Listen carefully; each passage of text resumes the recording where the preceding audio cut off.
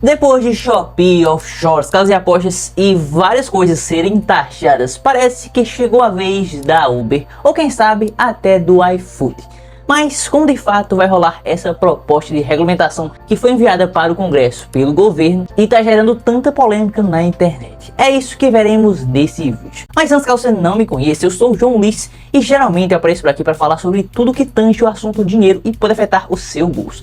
Então, se você curte esse tema, só tenho um pedido para te fazer, que é que você assista o vídeo até o final, porque eu tenho certeza que ele vai te agregar de alguma forma, vai te ensinar de alguma forma. E nem precisa em primeiro plano se inscrever ou deixar o seu like, apenas dê o feedback após terminar o vídeo. E bora lá. Se você ficou de fora dos noticiários ou da rede social na última semana, acho que você não viu o principal assunto que bombou, que foi a questão da regulamentação dos aplicativos principalmente de transporte, como o Uber, como o 99 e tantos como esse. É um assunto que está gerando muita polêmica aí na internet. E quer ou não, é algo que já vem sendo discutido em inúmeros países. Não é o Brasil que é pioneiro nessa área. E isso, inclusive, tem feito a Uber sair de alguns deles, porque a regulamentação em alguns é tão severa que nem faz sentido para ela se manter por lá. Sim, nesses lugares, é óbvio que as pessoas são praticamente obrigadas a pegar os tradicionais táxis. Já aqui no Brasil, essa proposta do governo é feita praticamente em parceria com a empresa, ou pelo menos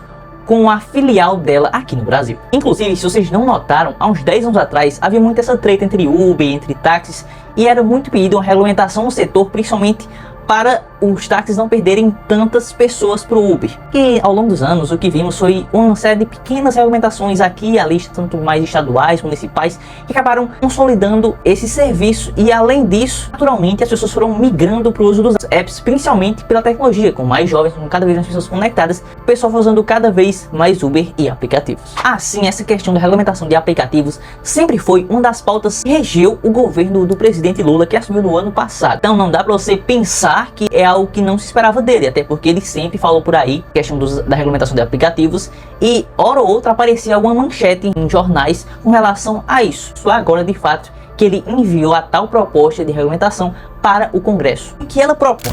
Bom, basicamente ela cria uma modalidade para essa galera que trabalhava nos apps, além de criar uma série de direitos e obrigações para os mesmos. Algumas delas são o salário mínimo por hora trabalhada, que é de R$ 32,09, a questão de alguns auxílios e contribuições como o próprio INSS para eventualmente o pessoal que quiser se aposentar por lá, sem contar também a criação de um sindicato especializado para resolver essas questões mais burocráticas entre trabalhador e empresa. Tudo isso inclusive está sendo questão aí há mais de uma semana, só que eu só vim fazer o vídeo agora porque essa é uma questão realmente relevante e que pode, querer ou não, afetar os nossos bolsos, e por isso eu vim aqui e tenho que comentar. Inclusive, me conta aí a sua opinião aqui nos comentários. O que você achou da tal proposta de regulamentação dos aplicativos? Me conta aí nos comentários se você curtiu, se você achou uma droga, se você não curtiu nada. Me conta aí porque eu quero muito saber a sua opinião. E a boa verdade é que a maioria dos trabalhadores, pelo menos o que vimos aí na internet, tanto em pesquisas, tanto em os vídeos que estão rolando por aí, é que os trabalhadores não curtiram nada. Principalmente quando eu falo trabalhadores, é trabalhadores desse setor em específico, tanto de Uber, tanto também do iFood, que não está primeiramente nessa proposta, mas pode entrar futuramente. Aliás, eles não entraram nessa proposta porque a iFood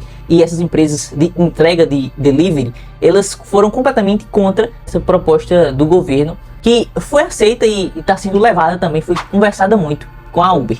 E o principal motivo de toda essa rejeição é a questão dos pagamentos, é a questão dessa baixa remuneração por hora, que foi considerada por muitos motoristas e também por entregadores de aplicativo. Sem contar também a questão de fazer sua própria hora, que é algo muito explorado por principalmente esse pessoal que trabalha de fato nesses aplicativos. E isso tem feito a maioria ser contra a tal proposta. Então essa proposta pode haver algumas mudanças, mas existem alguns efeitos que a gente já pode observar que são imediatos ou quase isso. O principal é que, quer ou não, as viagens vão ficar mais caras. E não adianta vir aqui me xingar, ou vir com tese, ou tentar refutar com ideia paralela, porque isso já é previsto pela própria lei complementar. O projeto propõe de uma taxação de 7,5% a cada R$ 8 ganhos por hora no motorista, ou seja, 60 centavos, e 20% sobre os R$ 20 ganhos pela Uber, ou seja, R$ 1,60, o que soma-se R$ 2,20, ou seja, para cada ganho de Uber e motorista por hora, a cada R$ 8 serão deduzidos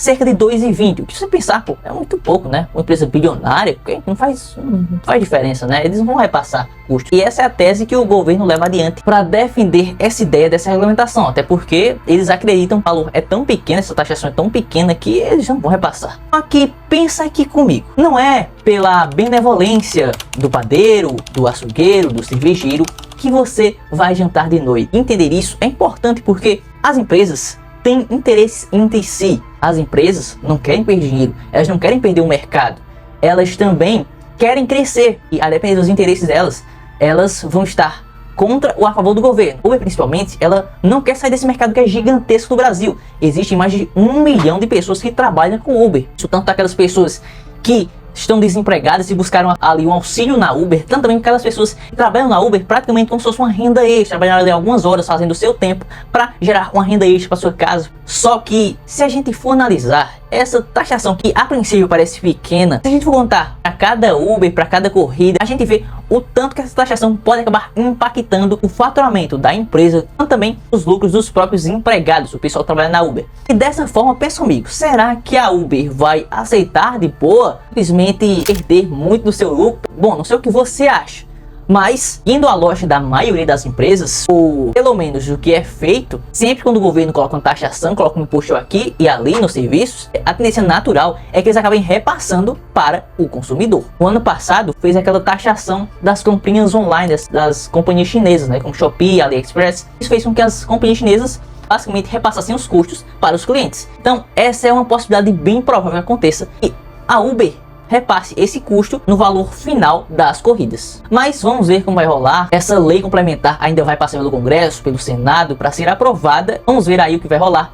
Aliás, tem um efeito também adicional que a gente pode comentar por aqui, mas antes da gente comentar sobre ele, só tenho que te dizer para você deixar o seu like se você viu até aqui, porque isso é muito importante para o meu canal, faz com que esse vídeo chegue a mais pessoas. Então, se está gostando do vídeo, se você está entendendo bem os impactos dessa medida do presidente na nossa economia, deixa o like, porque isso acaba fazendo com que o meu canal chegue a mais pessoas e mais pessoas tenham esse conhecimento financeiro, econômico e tudo e mais. Enfim, a última e talvez o principal efeito mais imediato que o governo tenta a todo custo desassociar dele, essa questão do aumento na arrecadação. Para levar a tese adiante, o governo sempre leva com essa peste de levar os direitos para os motoristas, sendo que os próprios motoristas não querem esses direitos todos e talvez preferissem continuar do jeito que estão. E por que o governo insiste tanto nessa proposta? A lógica é apenas uma: aumentar ainda mais a arrecadação.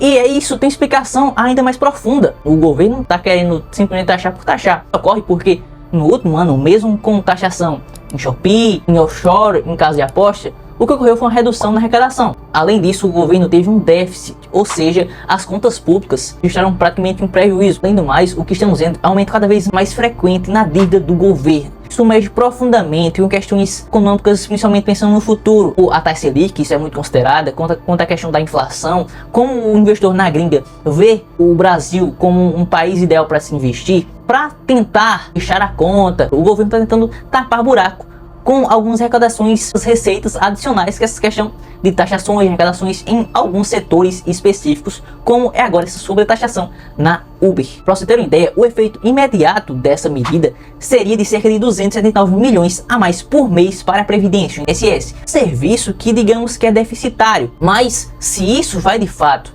resolver o problema sem cortar gastos, sem medidas de fato eficazes, sem reformas de fato estruturantes que ajude de fato o nosso país a crescer, eu já não sei. Eu acredito que a taxação por si só não resolve o problema central.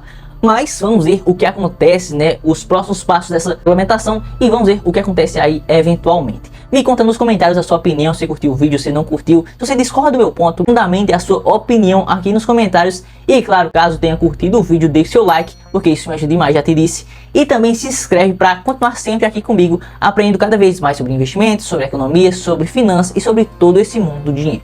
Enfim, eu te agradeço por ver até aqui e até a próxima.